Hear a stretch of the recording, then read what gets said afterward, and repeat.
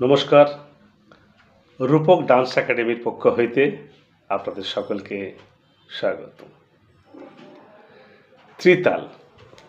ত্রিতাল একটি 16 মাত্রার তাল। ত্রিতাল 16 মাত্রা, বিভাগ 4টি, ছন্দ 4 4 4 4। এই তালে 4টি বিভাগ আছে।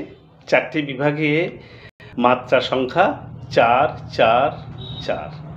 প্রত্যেক বিভাগে 4টি করে 16 মাত্রার একটি তাল। এই তালে 3টি তালি এবং একটি খালি।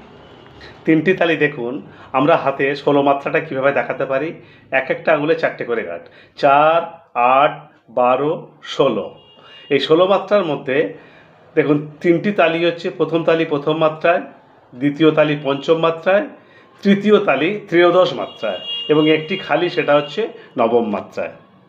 অর্থাৎ 3টি তালি, প্রথম তালি প্রথম মাত্রায়, দ্বিতীয় তালি পঞ্চম মাত্রায়, তৃতীয় তালি ত্রয়োদশ মাত্রায়, 3টি তালি মানে 13 মাত্রায় এবং একটি খালি, সেটি হচ্ছে নবম মাত্রায়।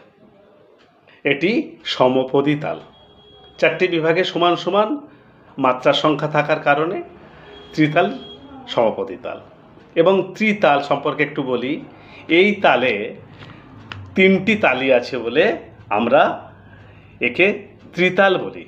3টি তালি, প্রথম তালি প্রথম মাত্রায়, দ্বিতীয় তালি পঞ্চম মাত্রায়, তৃতীয় তালি ত্রয়োদশ অর্থাৎ 13 মাত্রায় এবং একটি খালি, সেটি হচ্ছে নবম মাত্রায়। এটি সমপদী তাল। এবার কীভাবে গুনবো আমরা?